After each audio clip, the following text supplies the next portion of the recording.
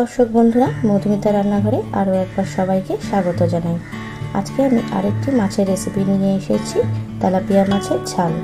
এই তেলাপিয়া মাছের ঝাল তৈরি করতে খুবই কম উপকরণ লাগে আর খুব তাড়াতাড়ি তৈরি হয়ে যায়। তাহলে দেখে নেওয়া যাক আজকের রেসিপিটি। এখানে আমি 3 পিস তেলাপিয়া নিয়েছি। এর উপরে দিয়ে দিলাম 1 টিস্পুন মতো হলুদ আর 1 টিস্পুন মতো নুন। এরপর মাছের গায়ে ভালো করে হাতের সাহায্যে নুন হলুদটা মাখিয়ে নেব।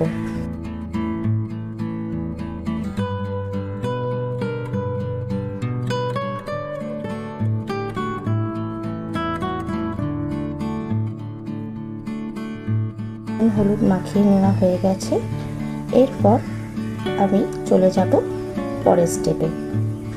এখানে মিক্সির ছোট বাটিতে কয়েক টুকরো আদা দিয়ে দিলাম আর তার সাথে দিয়ে দিলাম 1 টেবিল স্পুন মতো জিরে আর তার সাথে 2টো কাঁচা লঙ্কা আর দিয়ে দিলাম কয়েকটা দারচিনি স্টিক আর এলাচ আর সামান্য জল অ্যাড করে দিলাম আর দিয়ে দিলাম একটা মাঝারি সাইজের টমেটো কুচি।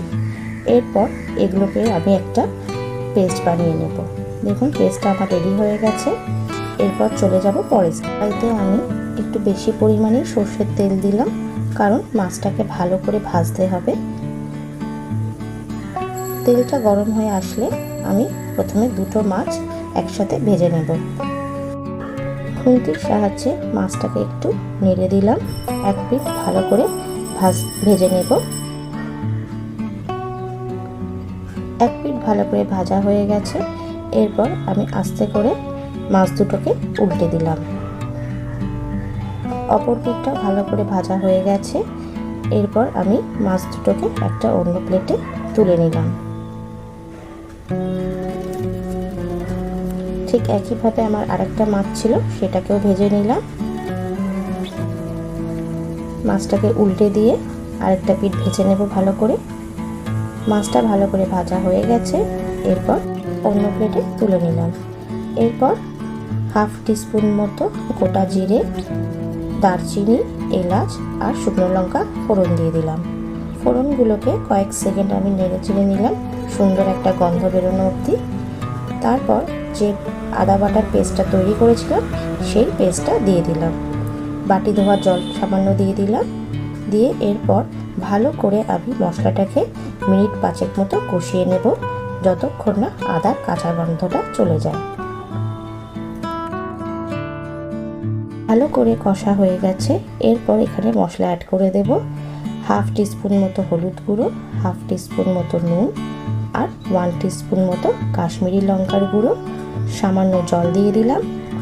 এরপর মশলাগুলোকে ভালো করে আমি 7-8 মিনিট মতো কষিয়ে নেব, যতক্ষণ না মশলা থেকে তেলটা ছেড়ে যায়।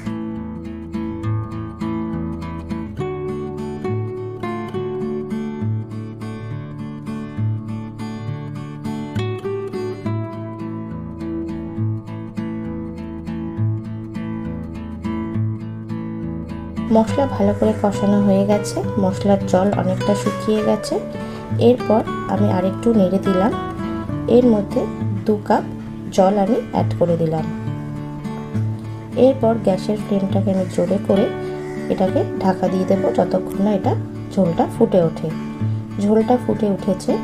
এর মধ্যে আমি 2টো কাঁচা লঙ্কা দিয়ে আবার ঢাকা দিয়ে দিলাম।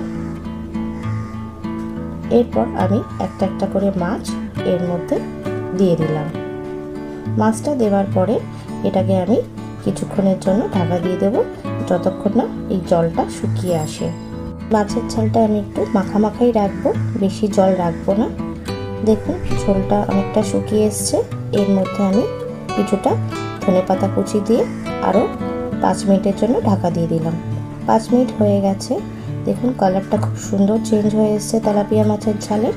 আমার আজকের রেসিপি একদম রেডি হয়ে গেছে। আমার এই রেসিপিটি যদি আপনাদের ভালো লাগে, একটা লাইক আর কমেন্ট করার অনুরোধ রইল। আর আমার নিত্য নতুন রেসিপির আপডেট পাওয়ার জন্য আমার চ্যানেলটিকে সাবস্ক্রাইব করার অনুরোধ রইল। ভালো থাকবেন, সুস্থ থাকবেন। দেখা হবে পরের কোনো নতুন রেসিপি নিয়ে। আজকের মতো বিদায় নিচ্ছি। ধন্যবাদ।